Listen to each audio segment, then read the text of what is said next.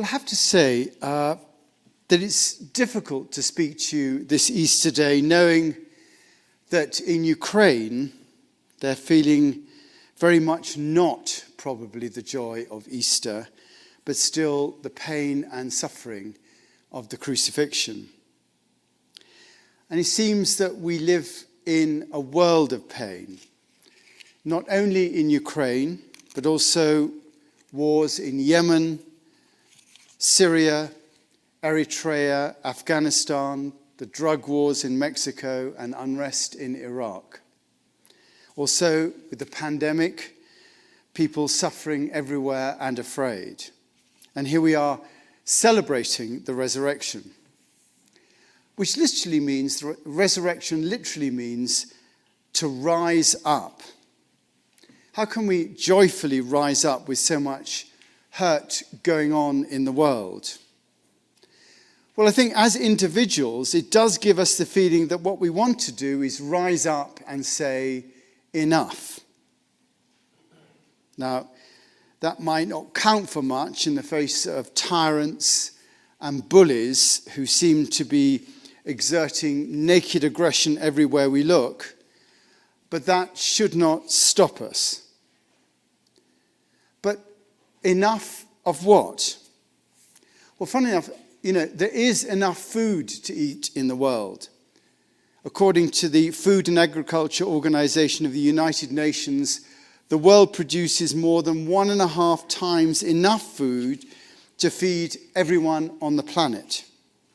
That's already enough to feed 10 billion people, the world's 2050 projected population peak.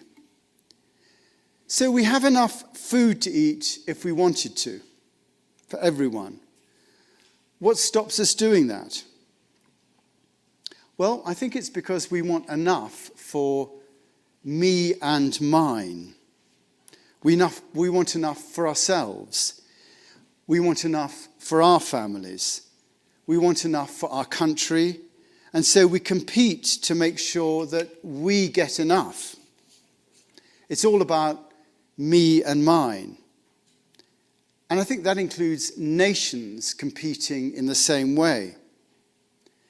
I've said before, but the guru was once asked, how do we look after others? To which the guru replied, there are no others.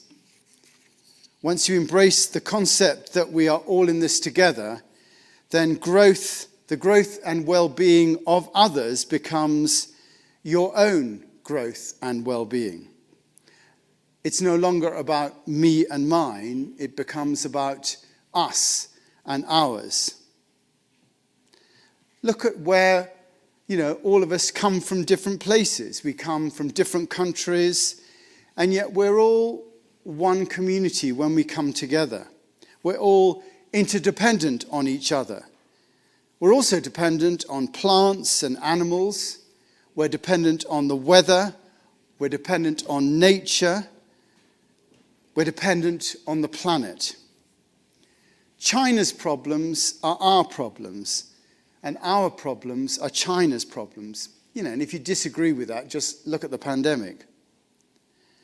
For countries to be worrying about territorial claims, security, economic prosperity, pride, and empire is not the issue. The issue is that the world has problems, and we need to be big enough to get beyond our own self-interest to solve those problems. That's what leaders of the world need to understand. All of us are fundamentally interdependent with everyone and everything else, including the planet. When we start thinking this way, then we're able to solve the problems of the world. While we are thinking of our own survival, we're not. So I say that what has to rise up is the feeling of enough of our own self-interest. Rather than being Americans or British or French, we have to become global citizens. We're all in this little community here. And we all realize that humanity has got so big that no one country can contain it, which is why at the moment there are 82 million refugees around the world trying to find shelter. And our borders simply can't contain them. And the only way to start to deal with the problem is to see this planet as everyone's home. And we have to start seeing it that way. Until we take responsibility as individuals for caring for the world, for the planet, rather than our own little bit, we'll not solve the problems that the world's encountering. And as we see Jesus rising up, as we imagine him rising to the heavens, we can imagine him looking down on that bright blue orb that is our planet. And that lovely quote from the Dalai Lama, "Consider yourself a tourist. Think of the world as it is seen from space, so small and insignificant, yet so beautiful. Could there really be anything to be gained from harming others during our stay here?" Our resurrection is seeing our planet from this perspective and knowing that we are all global citizens with a responsibility not just for those close to us, but for those all around the world. Because unless we solve problems from a global level, they will still come back to bite us, like the pandemic and climate change. That's why Jesus was that's what he was referring to when he spoke to Peter after the resurrection. Feed my sheep. Look after everyone. For I tell you, when you were younger, you dressed yourself and went where you wanted. When the world was young, when humanity was young, everyone looked to their own needs and got what they wanted. But the change that comes is when we decide to look after others on a personal level, on a community level, and on a world level. We can all see that this nationalistic fighting amongst ourselves, it just doesn't work. It's up to us to identify with the risen Christ and see ourselves as global citizens. Only then can we give hope to the people of Ukraine, of Yemen, of Eritrea, of Mexico, and of Russia. The hope that we will look after their interests as well as ours. That we see in them that they are our brothers and sisters in the human family. Only then will we be able to experience our planet as the loving home that it is. When we come here at Easter to celebrate the resurrection, we are celebrating the fact that after death, there can be a rising up.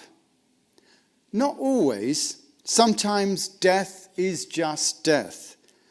But when the death has been forged through love, when the death is conscious and has been undertaken in a spirit of love, which is giving with no expectation of a return, then new life can rise up, as it did with Jesus at the resurrection, as it did with Etty Hillesum, who some of us have been listening to over Holy Week.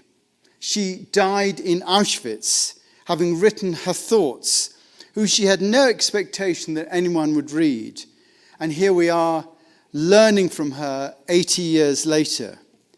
She rose up after her death. And we can think of many other examples of people who lived on after their death from what they'd done. The death we're facing here is the death of a way of life that has put tribe above everything else. Tribe of family, tribe of politics, tribe of community, tribe of religion, tribe of nations. It's just not working and hasn't worked for some time. We're faced not with national catastrophes, but global catastrophes, pandemics, climate change, selfish totalitarianism. These are problems that can only be solved from a global perspective. And the sooner we realize that and take up the concept of global citizenship, the better. We already have the emergence of global consciousness through television and through the internet. Corporations are now global, and it's only a matter of time before politicians begin to think in this way. And they will only do so if we, the global citizens on the ground, demand it. That is the resurrection from the experience of pain and crucifixion that the world is going through at the moment. That is happening in Ukraine and all the other suffering people around the world. Feed my sheep was Jesus' command to Peter. And that's his command to us now. Let us rise up this Easter with this in mind.